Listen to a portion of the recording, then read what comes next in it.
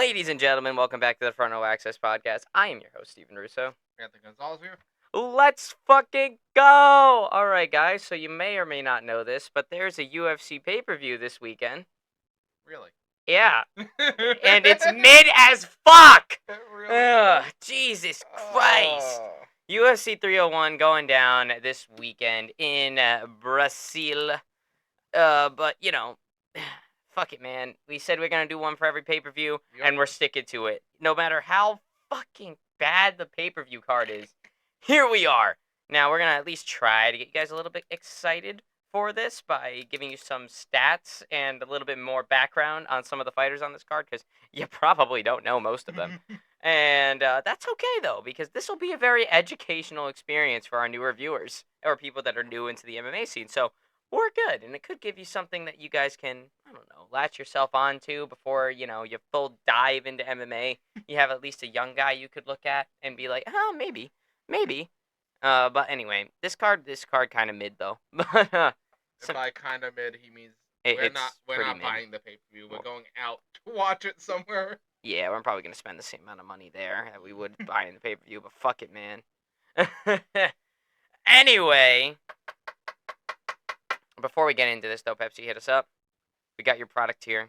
Get the Baja Blast. I also got Prime with me. Either one of you guys, please get to me at frontrowaccess15@gmail.com. And go and follow us on every single social media. It is some rendition of Front Row Access. We're on every social media platform except Facebook, because fuck Facebook. Anyway, so we're going to get into this card. So we're mentioning this. All right, we're going down to Brazil, guys. You know, lovely, beautiful country in South America. They usually get at least 1 or 2 cards every single year. They always tell us to go and die, though. Like, that's a thing. Common chant of the Brazilian crowds. Yes, they get really into it. They love the sport of MMA. If you're not playing soccer, you're doing MMA in Brazil, all right? That's just how it goes. One or the other, or both at the same time, you know, whatever. Exactly. They don't care. But you're either playing soccer or you're training MMA. It don't matter. And but they always get into the fights, and they really are very big fans of their hometown boys, and will root for anybody that has their Brazilian flag next to their name, even if it means them chanting something along the lines of "U vai morrer," which in Portuguese means "you will die" to the opponent. And also, let's not forget to mention them making Glover Teixeira retire in front of basically an empty crowd, and through beer, popcorn, and all sorts of other things at Brandon Moreno when he beat Davis and Figueiredo, but we're not going to get too much into that. They really like their hometown They heroes. really like their hometown guys. And thus they really dislike anyone who's not in that category. Yeah. U vai morrer. Oh, I bet you every Brazilian fucking hates Colby Covington and Conor McGregor. Like, especially Conor McGregor. And I mean, Colby Covington hopping on there and saying, "Brazil, you're a dump!"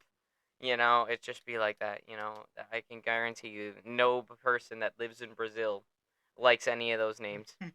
But anyway, we're going to go into this little card here, but, you know, Pantoja is back at it, defending his flyweight title once more, you know, keeping his reputation as an active champion, which we fucking love. We love that here. We love that here on Front Row Access, because we like our champions to fight. We like to see them fight.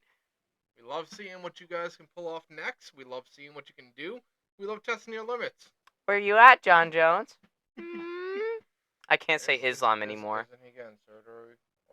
No, he's back to training. He's good to go. He's good to go. Where you at, John Jones? Tom Aspinall's waiting for you. You have Alex Pereira too. Either one. But yeah, where you at, John Jones? Come on through. Where you at, Leon? Come on through. You guys don't have fights booked right now. I love Leon to death, though, so that's okay. But anyway, we got Jose Aldo coming back from his little faux 2-year retirement that he went on. So he's coming back to fight in front of his hometown crowd, so that's going to be fun. And the King of Rio. The King of Rio, guys. We love King of Rio. We'll get into Jose Aldo later on into the show. But first off, of course, you guys know we always go over the featured prelim of every single pay-per-view, even if the featured prelim isn't very noteworthy. So we're not going to go into too much detail with our featured prelim here. So we got Jack Shore versus Joandarin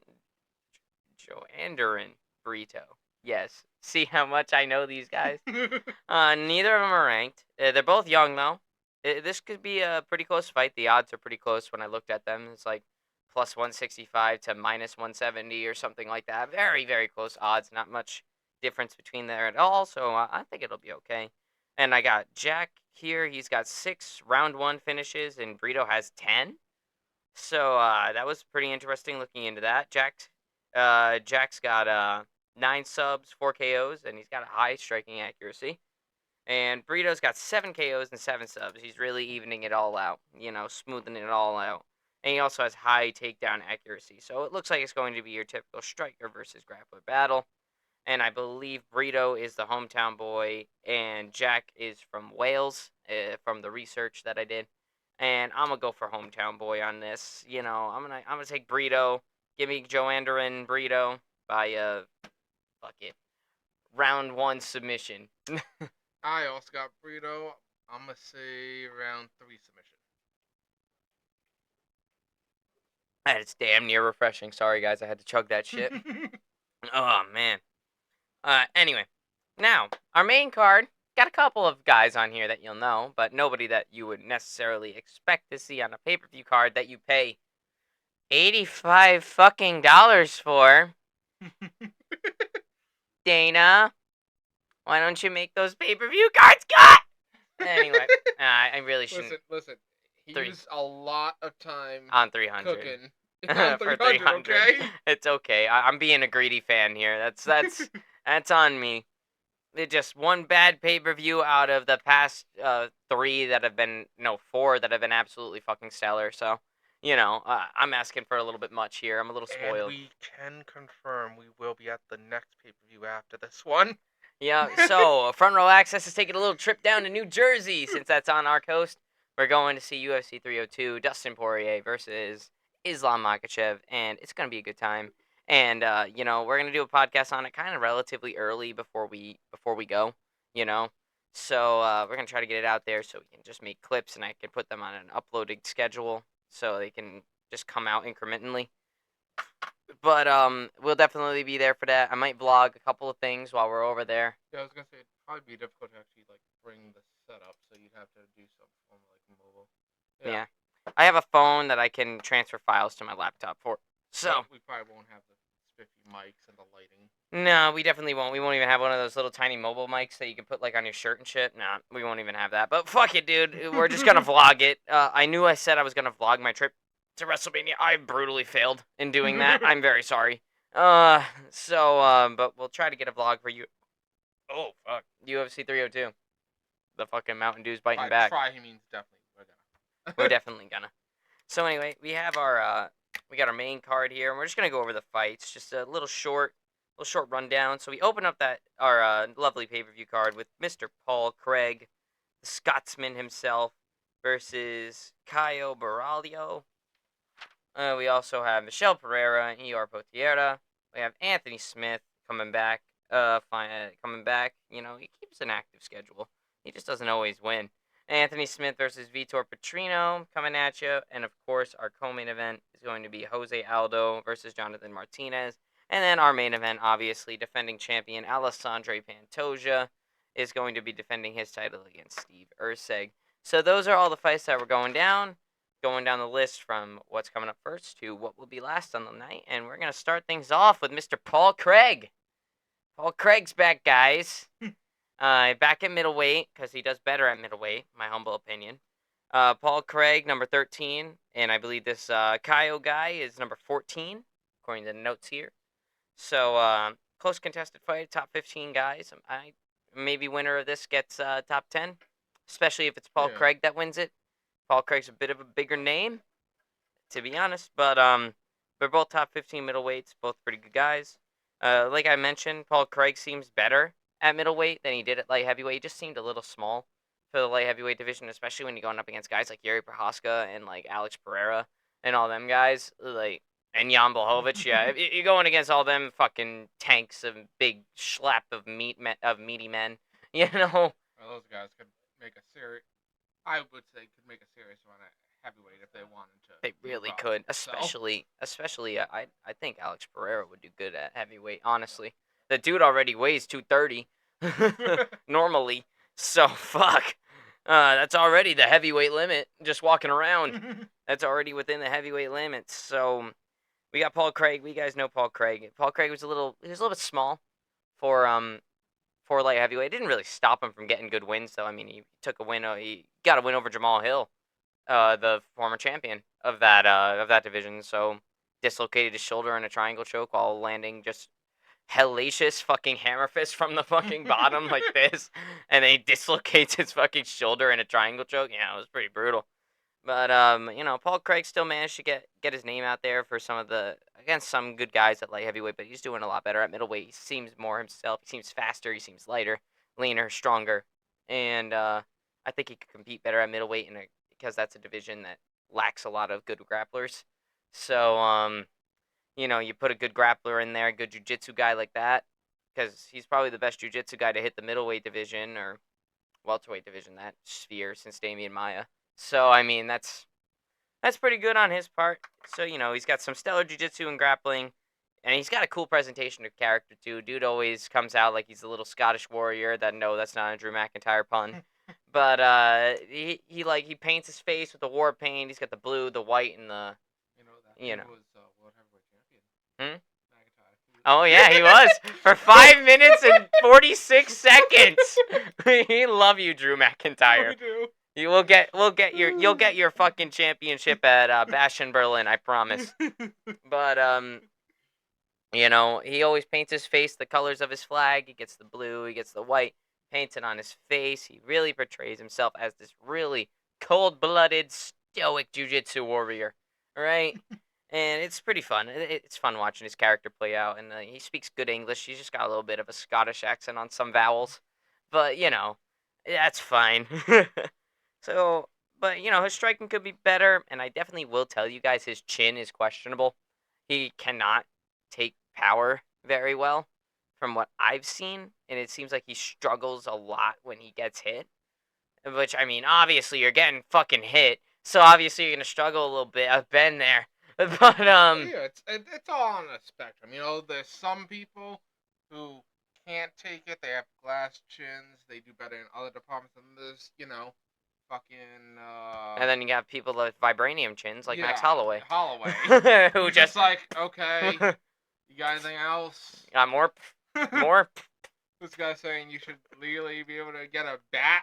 Yeah, I think if you cannot finish Max Holloway within 4 rounds.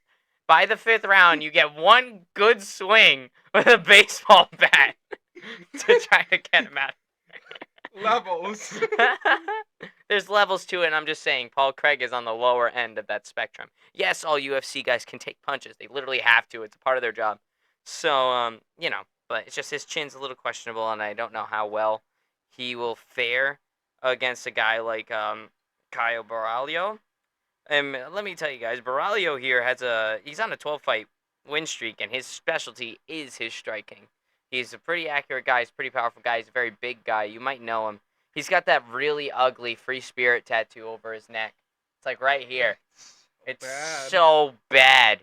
But for y'all that watch UFC every week like we do, you definitely know this guy. Just off of that ugly ass neck tattoo that says Free Spirit over his fucking throat. It's that ugly ass neck tattoo guy. Yep, because I didn't know the name at first. I'm like, Caio Borralho, what the fuck? And then I saw his photo, and I'm like, oh, it's that guy. Okay. Needless to say, though, if you want to come on the Front Row Access podcast and explain that tattoo, we're all for it. We're all for it. Yeah, hit us up. frontrowaccess15@gmail.com.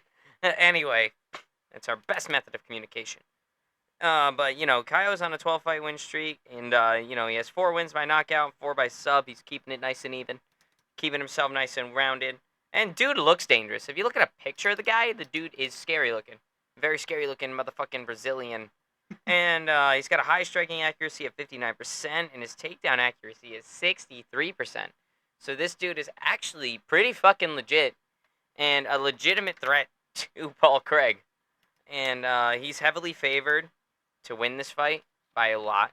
I think he's a minus 500 favorite, or 495 favorite to the plus 400 underdog that is Paul Craig. And I can understand why. And honestly, I think that's how it's gonna go. So give me Caio Borralho by I'll say round 2 finish. I don't know what it's gonna be, but submission, knockout, either one. The thing with these guys is that obviously they have extensive careers. We've seen them perform a lot, and I honestly feel like Paul's got this.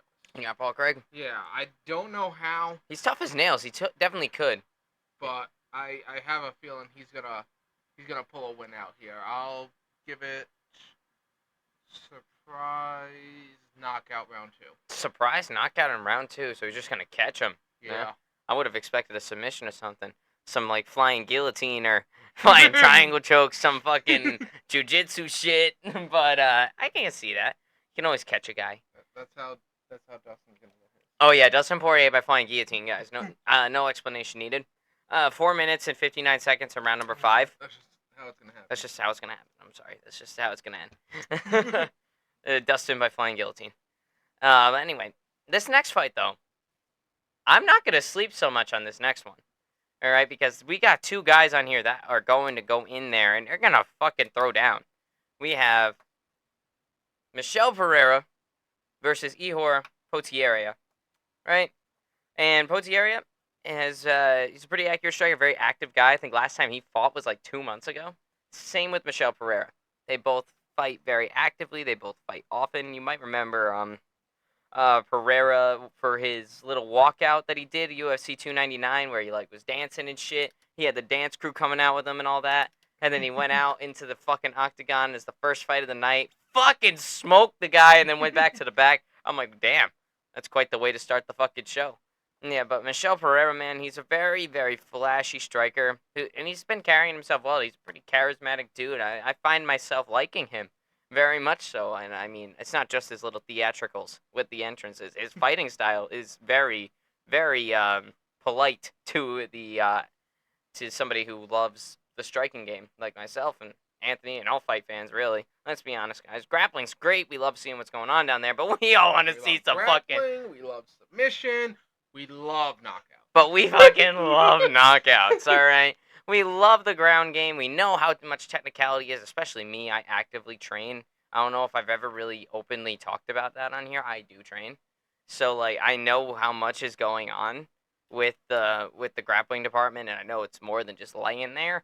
But you know, it's just we like seeing like the slickness on the ground. But come on, man. We're fight fans.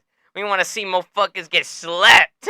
And that's what we're gonna get with these guys. Either one of see Edwards, Usman. Mm-hmm. We want to see. We want to see. We want to see. You know, Gaethje. Gaethje Poirier. We want to see Gaethje Holloway. Like we like seeing that shit. And, you know, it's just. It's gonna be a good fight, and I think these guys are very fan friendly. They're gonna leave it out there. They're definitely gonna leave it out there. They both are young. They got something to prove and not a lot to lose. So bet your ass they're gonna go out there and just want to put on the fight of the night. This is my fight of the night, by the way. I'm calling this to be fight of the night, but of course I could get absolutely. I could get it completely wrong, and then Pantoja and Erceg just tear the roof off the place. But I think Michel Pereira and Ihor Potieria is actually going to be a very, very good fight. Very fan-friendly fight for sure. Potieria is a pretty accurate striker as well as Michel Pereira. He's at about 50% accuracy, which is pretty good, you know. And he's got 14 round 1 finishes. So, I mean, that's pretty fucking good too. And he's heavily favored to win this fight, though, Mr. Michel Pereira. He's heavily favored at minus 625.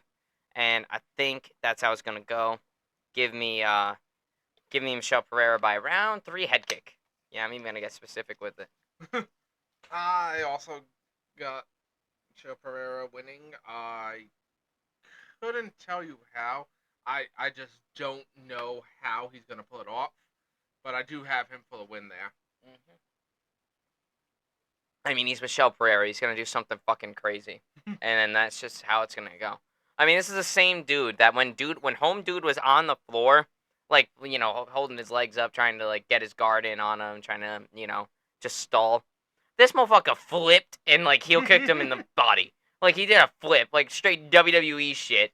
Alright, right there in the octagon. So you just never fucking know what Michel Pereira is gonna pull out of his ass. And that's why we love the guy here. But alright, so we're moving through these pretty quickly because there's really not a whole lot to say about these guys. I mean, once we speak the statistics, Once we we speak the got statistics, predictions. We can give hypotheticals on how it's gonna go down, but it's really not. It's really not that exciting. what we can say is that we'll be anxious to see more from each of these competitors. That's for sure. I mean, they might not have a lot of name value now, but what's their value gonna look like 3 years down the line? Exactly. We could see a freaking Georgie fucking We flying knee. We could see a fucking Jorge Masvidal That we'll fucking just flying knee Continuously see all the over and fucking over time. and Like, over. bro, that's like your only career highlight. You had one good year, and then everybody just swears by you. I'm like, ugh, Masvidal, bro. You knocked out Darren Till in England. Good on you. Right? You flatlined him. You flying knee knocked out Ben Askren, who was heavily favored to beat your ass. And good for you. Did that in the summertime, and then come November, you fucking get a doctor stoppage over Nate fucking Diaz for the BMF title. You had a very good year. But let's stop romanticizing the one good fucking year you had. Like, Jesus. After that, it was loss. Loss. Loss. Loss. Oh my god. Love you, Jorge Masvidal. I don't mean to sound mean. I know you will run up on me and definitely give me the 1, 2, 3-piece and a biscuit. You know? And the 2-piece and a soda. But anyway, enough about Masvidal. He's not even here. We got our featured fight of the night. We have Anthony Lionheart Smith versus Vitor Petrino. Both top 10, top 15 light heavyweights here. We have Anthony Smith chilling at number 10. And we got Vitor Petrino at number 15, light heavyweights right here.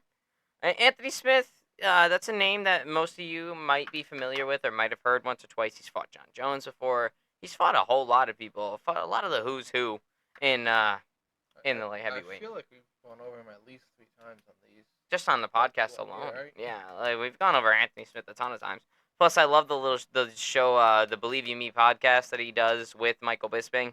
Part of the reason why I myself and Anthony decided to create a 2-person MMA podcast because I absolutely fell in love with Michael Bisping and Anthony Smith's podcast. So that was kind of the inspiration as to why I was like. Then I hit up Anthony. I'm like, what if we talked MMA on our fucking on my fucking podcast? And then he's like, let's do it. And I'm like, all right, here we go. And now here we are. We're at this almost a year now. Yeah. Actually, over a year now. I don't think about it. Yeah, over a year now. The Wow, first yeah. fight we went over was Makachev and Volkanovski won. So yeah, over a year now. And here we are. And we still only have 30 subscribers. It's okay, we gonna keep grinding. We gonna get there. Hey, we started with less before. Yeah, we're gonna get there. Alright, we're gonna get there. But Anthony Smith though. Very familiar guy, familiar name in the light heavyweight division. He's been here for fucking years. The dude has had like at least 40, 50 fights under his belt to this point. He's been around the block a couple times. Ex-title challenger. I mean, he didn't really do that good against John Jones, but he still fought John Jones. Like, that's enough guts You alone. fought John Jones? Have you fought John Jones? I don't think so. I haven't. I don't want to either. Leave me alone. Unless I have distraction cocaine. At least I I have mean, cough. distraction cocaine. Cough. What's it called? Nah, Anthony, you need the pregnant ladies in cars where you hit and run them. Okay. Anyway, so he fought John Jones, which takes a fuck ton of guts. I would never sign the line for John Jones. You guys saw how Sarah Gon looked, right? Yeah, it takes a lot of guts to face that man. And that's why, all respect to anybody that steps in the cage with that guy. But he is getting old, though, Anthony Smith. He's about 39, 40 years old. He's hanging around that area, late 30s, early 40s. So he's definitely up there in age, and he's been through some fucking wars. He's been through punishment. He's faced a lot of good guys. He faced Glover Teixeira back in the day, like I said, John Jones. He's faced Paul Craig, I'm pretty sure, at one point. And just like, he's fought a lot of guys. Does he always come out on top? Well, not so much. But, like, he also shows up when he can. And when he does show up, he's very good. You never have to worry about him not bringing it to the table. He always tries. He's a tough as nails guy. I mean, there's a reason why we call him Lionheart, you know, because he's got a lion heart. He wants to keep fighting, and he's tough as nails. I mean, he doesn't always come out on top, but that just goes to show how deep the talent is in the UFC compared to just any average MMA fan or any average MMA fighter. It's crazy. So he's getting old, but he still wants to be champion. He still has his eyes on the gold. He still wants to get there. And he's mentioned that he's tired of being people's stepping stones because, I mean, you got to think of the people that he's faced in the past. He faced Johnny Walker, who's making some rounds these days. He's faced a lot of young guys in his last couple of fights. And the UFC's kind of using him as like that kind of gatekeeper role, and he doesn't really like that. He's sick of being people's stepping stones. Like, he wants to prove himself as much as the other guy does. Got a chip on his shoulder. Right, so. And I mean, the UFC has been treating him a lot like a journeyman lately, as I mentioned. And Anthony has noticed it, and he's like, and then it makes you think: is he though? Is he a journeyman, or is he just getting fed these people that he just should not be in there with, you know? Or is he just too overexposed at this point? I mean, this dude fights all the damn time. Like, he's always fighting. So overexposure to the cage is definitely a real thing, especially when you're at this stage of life. In your late 30s, early 40s, like, yeah, you can still kick it, but, like, you can't be fighting every 2 months. Like, at that point. So, I mean, but he is coming off of a loss, so that's a little bit questionable. But this Petrino guy, he's been doing pretty good lately, though. He's 11-0. He's got 7 KOs and, 4 round one finishes, which is pretty impressive, to say the least. He's very accurate takedown artist. He's at 68% accuracy on takedowns, which is pretty fucking good. His striking accuracy is a bit lower. It's not terrible, though, 46%. So, he throws a couple, he misses a few, but he'll hit one. Like, he'll throw 2, he'll throw 3, miss 2, and hit 1 type deal. I don't think that's a very good ratio. Math was never my thing. But, What do you mean? Isn't that all calculus in this? Anyway, so, he's got high volume, though. I think, like, 300 strikes attempted, 100 landed was the stat that I saw. So this guy throws a lot, and he can keep it going. And he is coming off of a win. But, man, Anthony Smith's got this fucking chip on his shoulder, and I never really root against him because I really like him.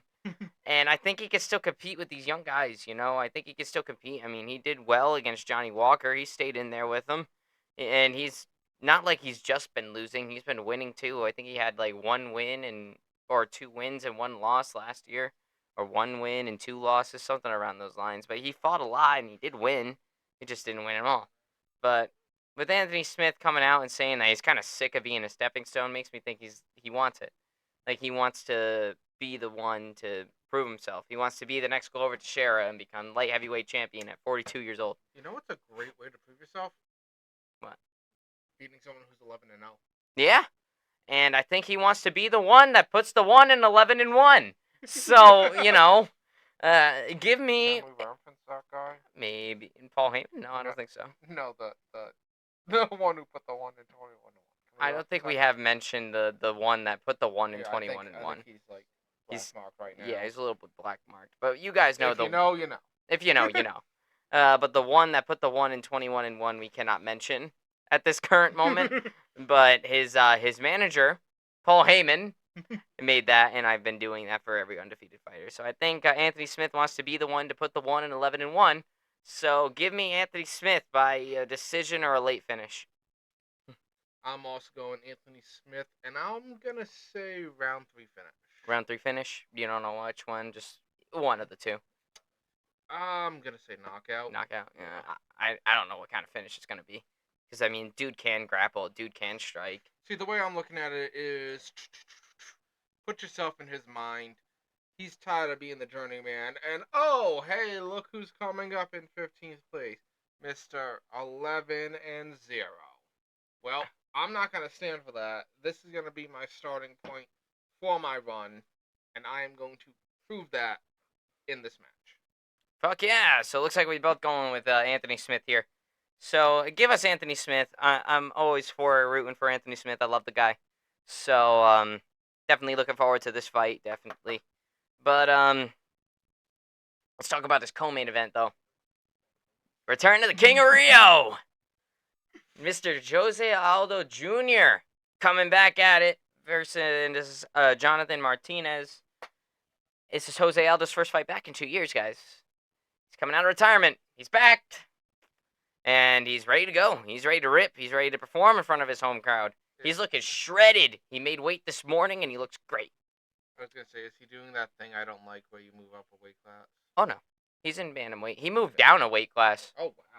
All right. You see, when he retired, he was a bantamweight. He went against Merab Dvalishvili. Obviously, he faced Piotr Jan in the vacant title fight, and Piotr Jan beat him. But for most of his career, though, you guys know this by now. Jose Aldo was a featherweight, right? He was featherweight champion for like 8 years, better part of a decade. He was featherweight champion, #1 pound for pound fighter in the world. Can grapple, can strike, can kick, can punch, can submit, can take down. We're about to bring up that guy who's coming back in June, right? And of course, all of that would come to an end because of a little fucking Irishman by the name of Conor McGregor. We mentioned him on every single fucking podcast at some point. Just goes to show the influence that Conor has. I don't think we can call him little. He was fucking shredded in Roadhouse. He's leaned out a lot since then, okay? He was a bit top heavy. A little top heavy. Dude probably missed a leg day or two. Or five. He's or five. He's probably very worried about his legs for some reason. I wonder why. Almost not like his last fight, his legs gave out on him real quick. No. Nah, what are we talking about? Nah. What are we talking about? But anyway, Jose Aldo is widely considered to be the featherweight GOAT by a lot of people. I don't think so much from... I don't know about it with me. I mean, him and Volkanovski are pretty much even. I was going to say, the thing about Aldo is, like you said, 8 years as champion. Running the division on top. But what was the competition then? The way he was actually shut down is why I say put the stop to that there. Yeah, because, I mean, I don't know. I mean, in recent memory, I've been, like, really, really questioning this idea of who is the greatest featherweight. When I was first getting into this, I'm like, it's Jose Aldo, easy. But Volkanovski has proven himself time and time again. And even though, like, he's not winning so much right now, his legacy's speaking for itself. I mean, he's beaten some of the greats. But on that note, Aldo lost to Greggy what year? That was 2015. 15, that's what I thought, honestly, which I'm actually surprised. But this is 9 years later? Yep. I'm wondering about Volk 9 years later. I love the guy to death. You know that. You know that. He's obviously he's favorite, my uncle's favorite fighter. Yeah, he is. But will we look back at it and be like, wow, he really did get shut down when he went up? No. We don't know. That's 9 years from now. That's 9 years from now. we don't know. But, like, there begs to be a question as to whether or not Volkanovski or Jose Aldo is the featherweight GOAT. I mean, Volkanovski has come out and said it himself that he thinks it's Aldo. But, like, he's Volkanovski, man. Like, he's a jolly good old fellow little Aussie, you know? Like, he's gonna give respect where respect is due. And he wants to respect one of the greats. But, like, he's got to really think about it. I think Volk, I mean, I don't want to see him retire anytime soon, but I think Volk's got to retire, and we got to be without Volk for a little bit, and we got to really look back at his career and how the featherweight division plays out after him to really figure out whether or not he is the featherweight GOAT or not. Yeah, I was going to say, like, right here, right now, this is how the Aldo fans were 9 years ago. Exactly. Like, they're basically mirroring each other's career right now. Yeah. Just so we won't know. 9 years apart. Time will tell. We won't know. Time will tell, but regardless, though, Jose Aldo is still considered to be one of the best. Very, very good. And he is one of the best. His leg kicks are fucking debilitating. The dude's got fast hands. He can take you down. He can submit you, or he can stand and bang with you. It don't matter where you put Jose Aldo. Jose Aldo's going to have an advantage, or he's going to find a way to get an advantage one way or the other. He just also had a questionable chin that one time. Against a little Irishman known as Conor McGregor. But, I mean, McGregor's a different kind of guy, man. That dude he has the build to just fucking crank people. Like, he's got that lankiness. He's got big hands. And he knows how to, like, precisely find your shot. And I think that's what happened with Aldo. I don't think it's a failure of Aldo's chin. I think it was just perfect placement from Conor. Because if you hit somebody just right, they're going to go out, no matter how big they are. I could hit you just right, and you're going down, and I'm 135, he's 270 something. So, I mean, it depends. And it's just, it's precision and speed. I think that's how Conor was able to do it. I don't think it's really Aldo's chin, because if we look at what he would do later on, I mean, he would become the featherweight champion again. Obviously, he'd lose it to Max Holloway, but he still stood in there with Max Holloway and lived. He stood in there with Piotr Jan and lived. Like, and he even like competed against like current guys like Rob Font. Like Rob Font, he fought Rob Font and he won. Right? Yeah. What's Jan doing? Piotr Jan? Oh, I mean, he won his last fight against Song Yadong. That was on 299, I believe, or 298, one of the two. I don't know. He hasn't had another fight confirmed yet.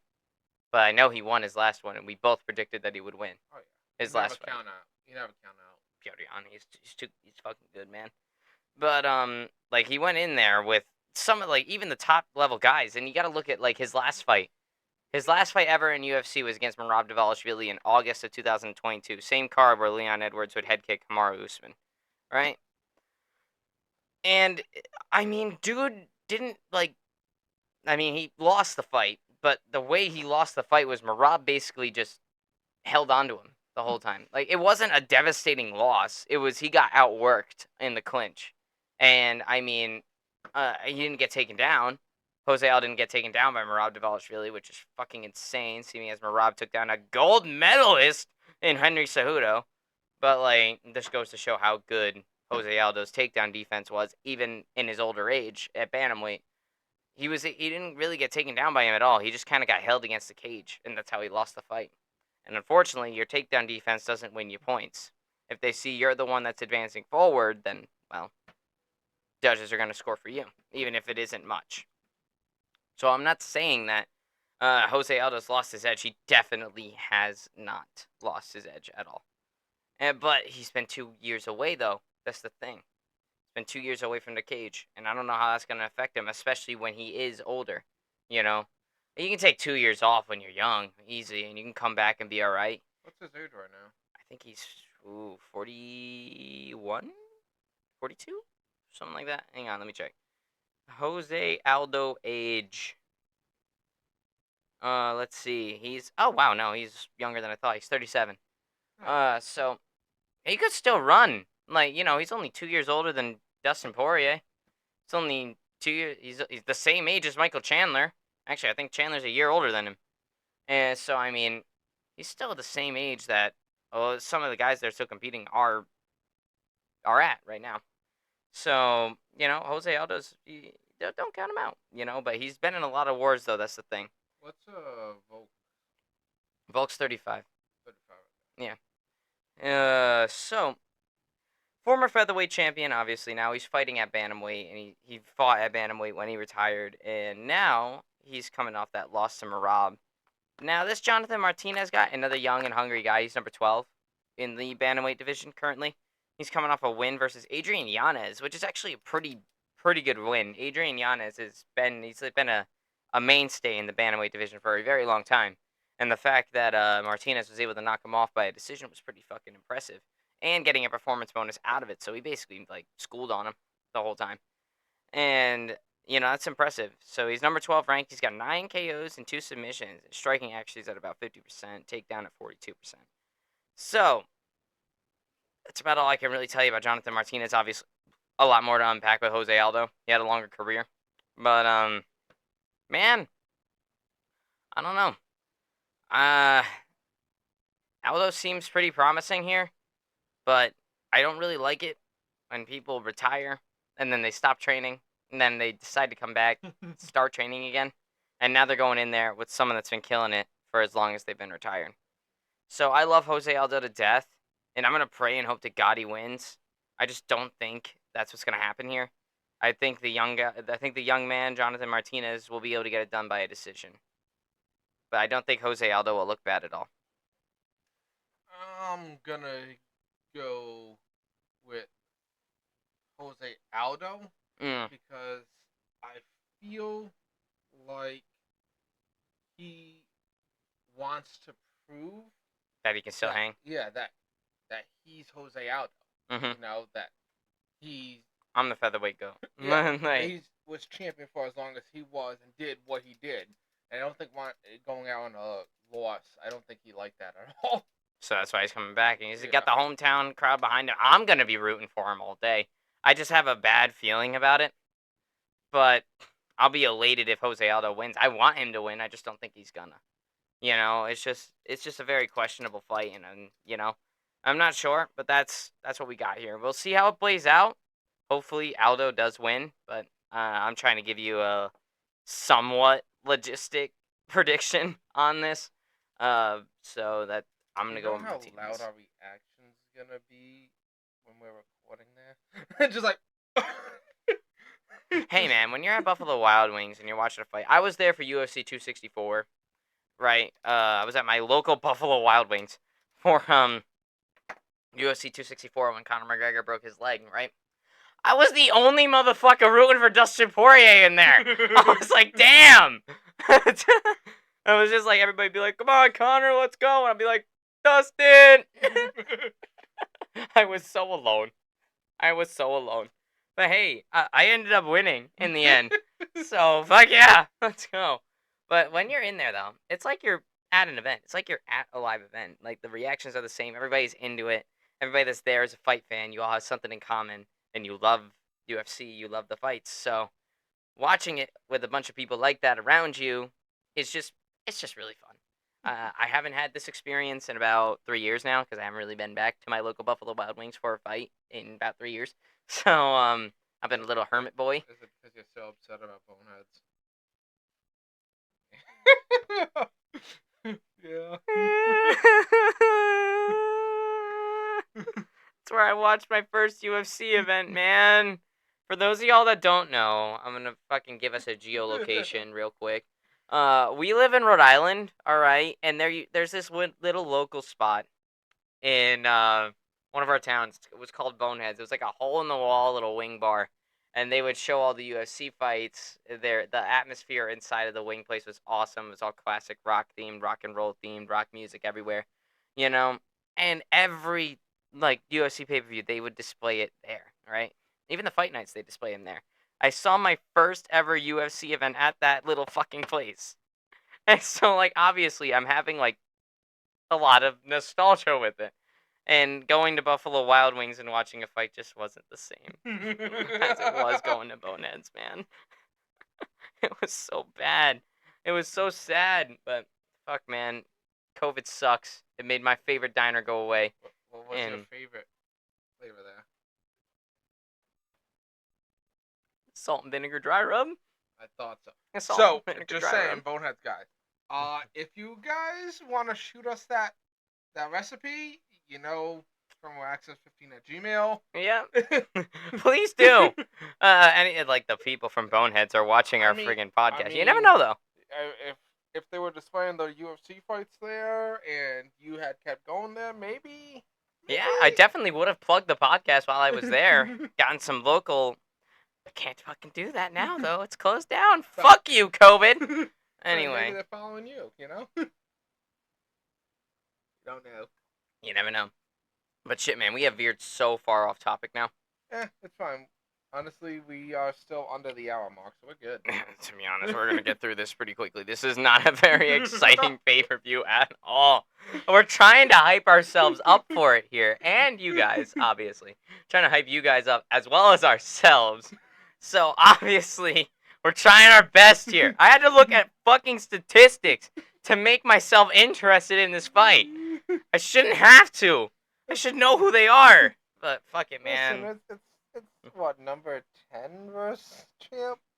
Well, every flyweight was booked.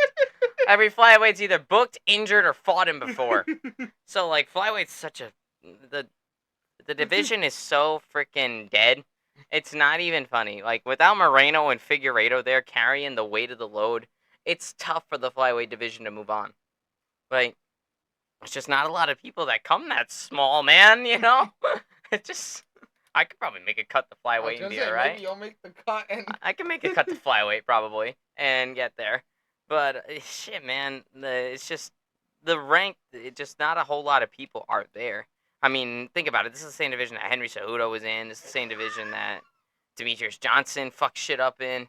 But without Demetrius Johnson, without Davison Figueiredo, without Henry Cejudo, and without Brandon Moreno as your champion at the top of the bill, it's kind of hard. I mean, Pantoja's been proving himself. very good. He's been proving himself very well. He's bringing some much needed life to the division, and I really want to see a fight between him and Kai Kara France one day. Unfortunately, Kai Kara France is injured, and everybody else in the top 5 and top 10 were fucking either booked or injured, or they fought Pantoja before. Like, what are we gonna do?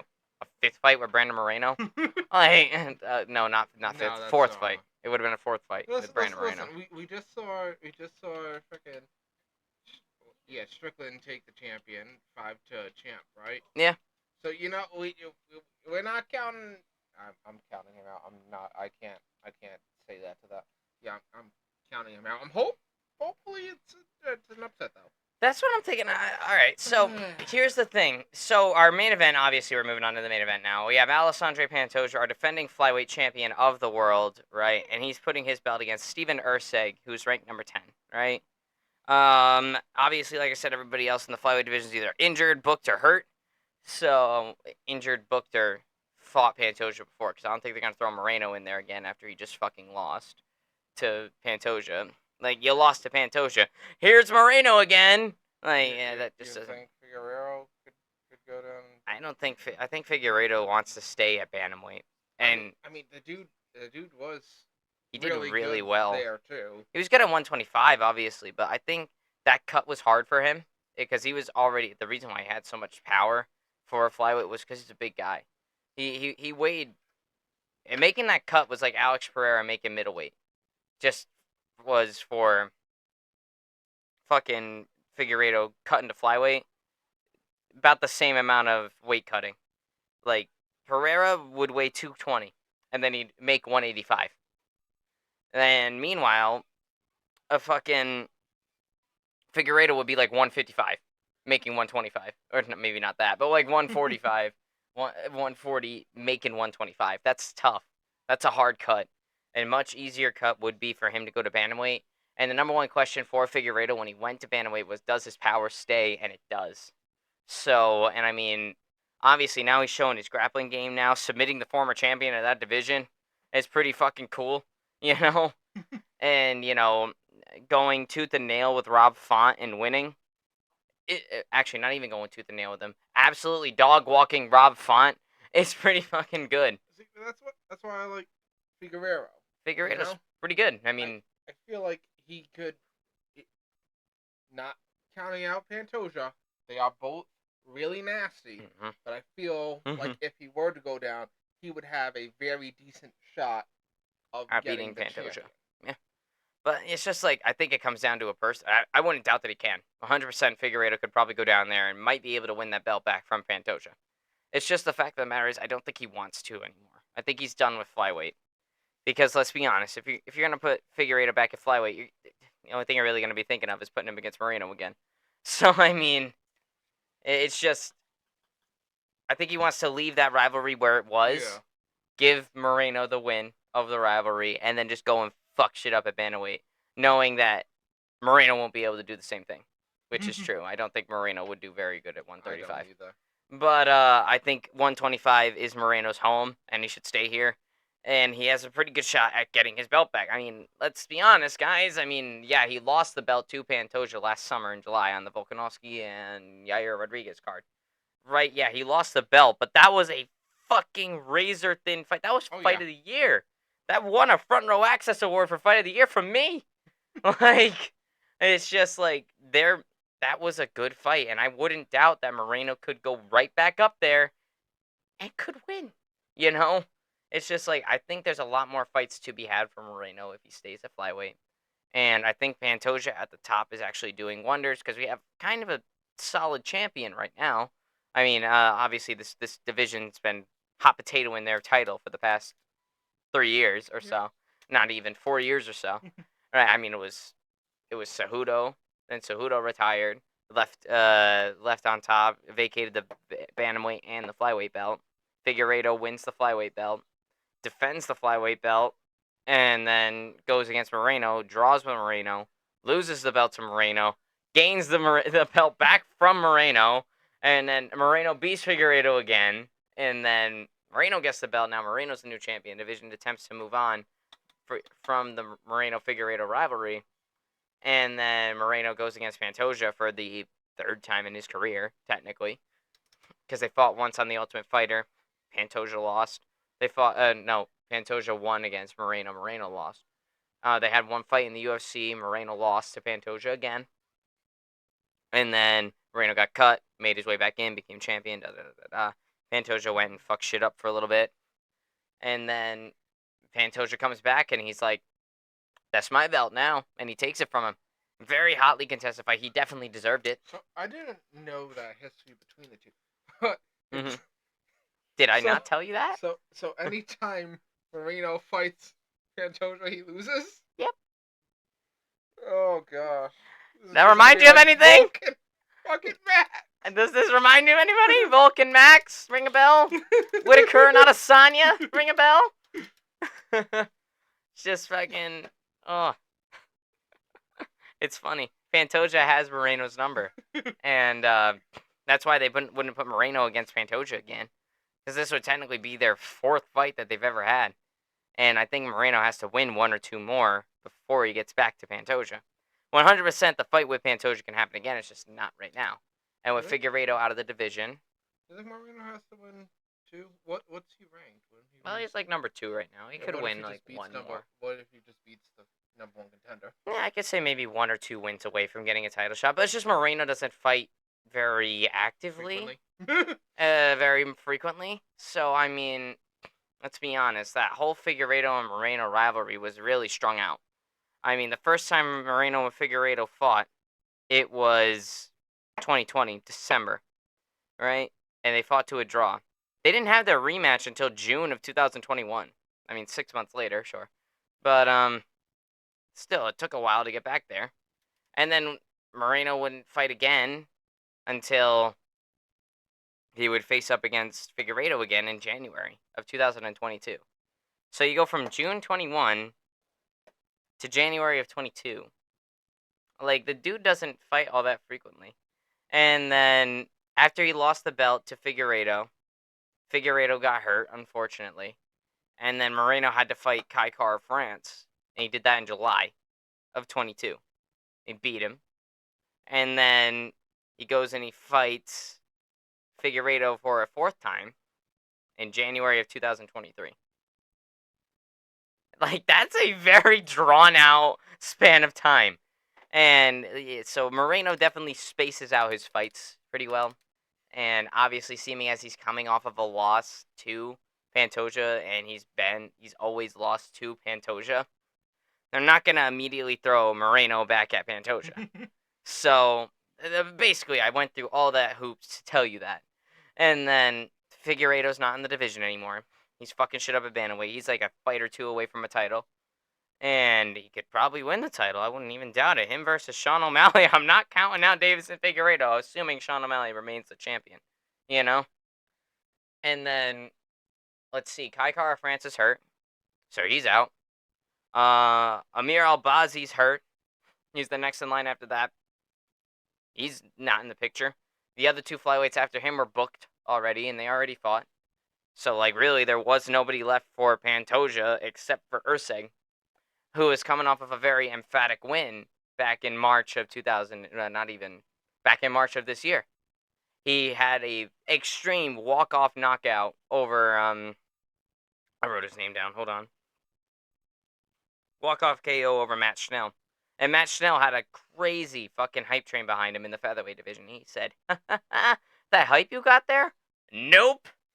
And he knocked him out, right? He's only 3 fights into his UFC career, but even though he's only 3 fights into his UFC career, this dude spent years, Steve Erceg, spent years in the regional scene in Australia. The same regional MMA scene that Volkanovski got his start in. Hey, he was a champion. And he was a champion. Israel Adesanya got his start. Hey, he was a champion. Got his start in.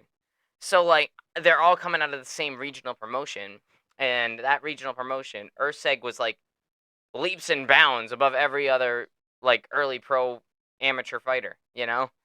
So, like, I mean, don't let that number 10 rank next to his name fool you.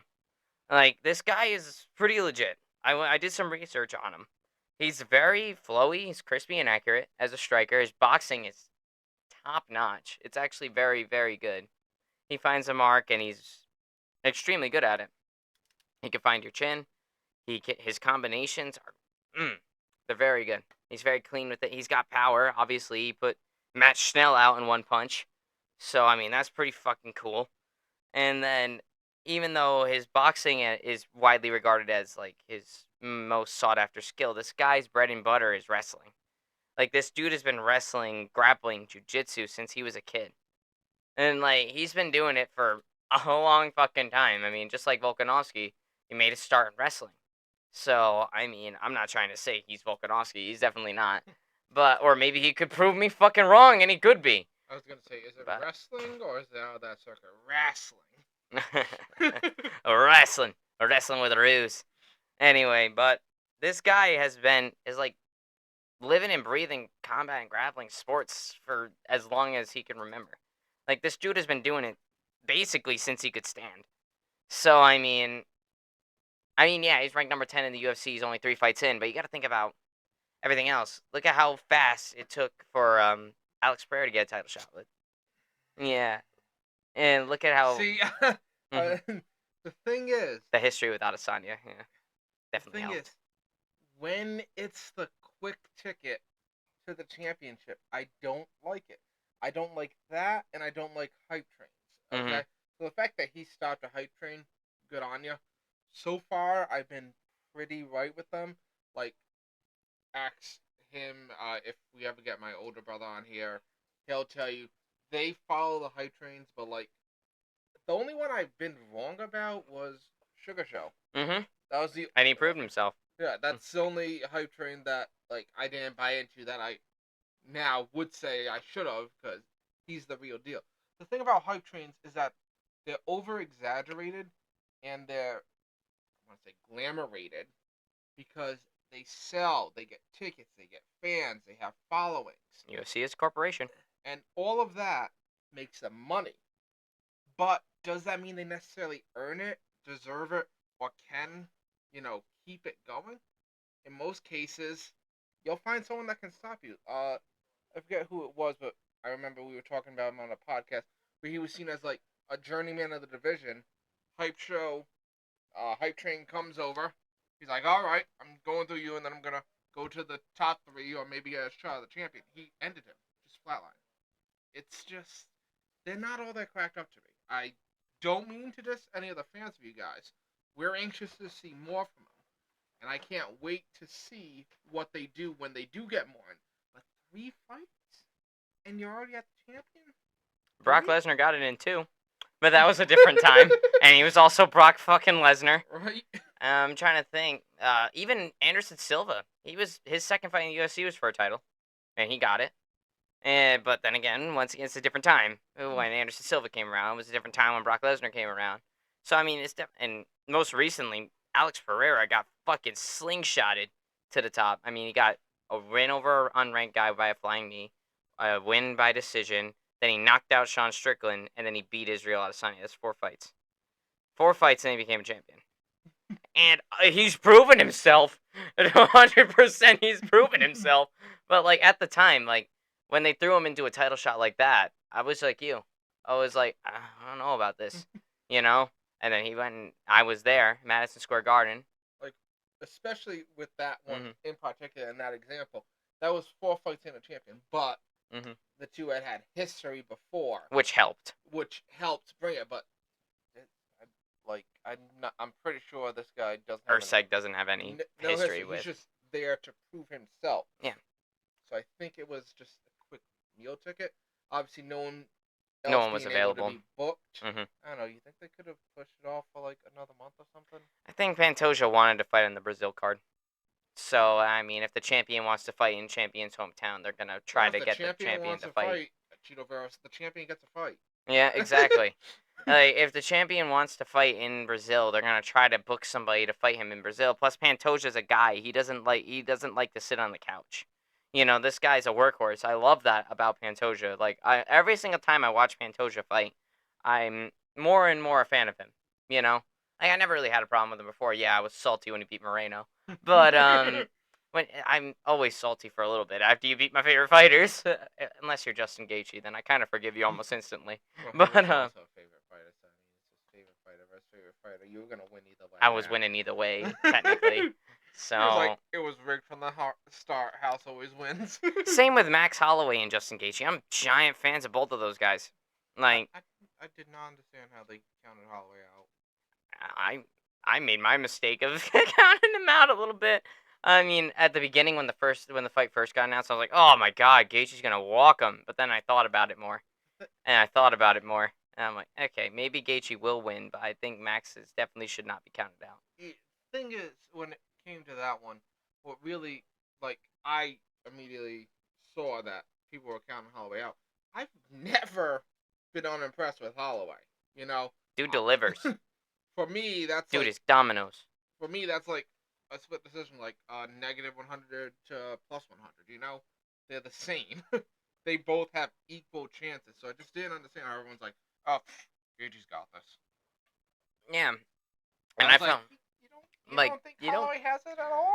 Like, That was my original thought, but then I thought about it more. I mean, yeah, I did originally predict Justin Gaethje to win the fight, but I said it would be a hard-fought victory come the podcast. But when the fight first got announced, I thought Gaethje was gonna fucking sleep Max, and but then I thought about it. I'm like, wait a minute, this is Max fucking Holloway we're talking about, and then that's when I said I think Gaethje, but hard-fought victory this time. And then I couldn't be more wrong on fucking fight day. Max Holloway went out there, fucking owned him for 4 rounds. Went in the middle of the fucking center, the center of the octagon, in the last 10 seconds of the 5th round. Goes, we're doing this right here, motherfucker, and he sleeps him with a second to go. I can't get over it. That's going down as a top 10 moment in then UFC every history. fighter just looks like they're like. And then, like, you look at it. A lot of people on the internet, like, people like ourselves, like content creators, like MMA commentators in a way. We're all saying Justin Gaethje was gonna win, right? But you asked all the fighters, like the fighters, like the UFC fighters, who they thought was winning. They all said Max. So I mean, I should have seen that coming, you know. But shit, man, Max delivered. He's him, you know. But regardless, enough about 300. That's in the past. But Pantoja here. I think the reason why they booked him against Erceg was because Erceg was available. He was ready to go. He didn't have any injuries in his last fight. I mean, he fought 2 months ago. So, I mean, he fought 2 months ago, suffered no injuries. And Pantoja's already been out since December when he fought against Brendan Royval. And Royval's already had a fight since then. So, I mean, I think Pantoja was starting to get a little discouraged. Like, man, I want to fight. Like, come on, give me something. I want to fight in Brazil. Let me fight in Brazil, right? Because it's his home. Obviously, he wants to fight at home. Who wouldn't? I wouldn't pass up an opportunity to fight in Boston if I was a UFC fighter. Or Providence. Yes, you would if it was against Bolt. If it was against Volt. Just like. So about next. So, about next pay-per-view. Nah, I don't actually want to be a UFC fighter, guys. I don't think that's a very good career. I like doing it because it keeps me in check, it keeps me disciplined, and it keeps me fit, especially. And it's also fun to punch my friends in the face, but, Well, that's not the only reason. That's not the only reason. I don't want to be a fighter, I mean, I've had a fight, but it's nothing, He would be willing to take punches from people like Brock Lesnar. 100%. I'll take a punch from Brock Lesnar. I'll take a left hook from Gaethje. I'll take a straight left from Connor. I'll take a leg kick from Jose Aldo. I'll take a leg kick from Alex Pereira. I'm not opposed to that. I'll do it. And I mean, I'm gonna regret it, and I'm gonna hate myself for it, but I'd still do it. As I'm on the ground crying. Like, these are the levels. As I'm down on the ground crying. Worth it. But just to say I did it. It's a pride thing. If I get slept, oh well. Oh well, I'll be okay. But shit, man. All I'm saying is, this fight might be closer than you think. Just seeming as Erceg absolutely fucking killed it in the regional scene, and made everybody that he was going against that were at the same level as him and made him look silly. But at the same time, Pantoja, man, he's a fighter. I love Pantoja. He's game as hell. And they're both well-rounded guys. They both have good grappling. They both have good striking. I think it might be closer than you think. Of course, we're never gonna know until it happens. The fear of the lights is definitely a real thing.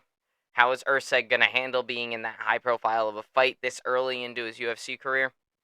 But like, fuck it, man. I get to fight for a championship as ranked number 10. Fuck yeah, I'll do it. You want to give me the champ and I'm ranked number 10 and nobody else is available? I'll fucking do it. That's me all day. You never know. You always want a shot at legacy. Always want a shot at legacy. So, ask Michael Bisping. He won a championship on like a week's notice. So, I mean, I was gonna point out like that people who go in unranked for fucking title fights. exactly. Look at Henry Cejudo. When he came back, he wanted to fight Aljamain Sterling. He got catapulted right into a title shot. So, but even though I'm saying it might be closer, I don't think Pantoja's losing. You know, I think Pantoja's gonna win this one. I think it's gonna be a pretty good fight. I think it's gonna be similar to the Royval fight in a way, but I think this time Pantoja's gonna be able to find a finish, probably late in round 3. I don't know by how, but give me a round 3 finish for Pantoja. Yeah, Pantoja's gonna smoke this guy. If not in round 1, then definitely by round 2. Definitely by round 2. He's smoking this I'm motherfucker. But you know, I hope I helped you guys in learning who the fuck Steve Erceg is, and at least made somewhat of a decent case for him. Even though I still think Pantoja's winning this one, and I'm hoping Kai Kara France heals up quick and gets a win somewhere, so Kai Kara France can fight against Pantoja. But Maybe they'll do France versus Moreno. they already did once. Moreno Yeah, won. but it'd be going for someone that is champ now. You know. It could. I mean, they're both coming off of losses, so could happen. You never know though. Anyway, guys, that's gonna do it. I got nothing else. Anthony, do you have anything else? Just glad we hit the hour mark. Yeah, me too. I was able to fill it in with some commentary about local wing bars and why I'm so sad that they closed. And why you should definitely send us the recipe For the salt and vinegar dry rub, please. Thank you. Anyway, thank you guys so much for tuning in to the Front Row Access podcast. Go follow us on all the socials. Email us frontrowaccess15@gmail.com, and we'll see you next time.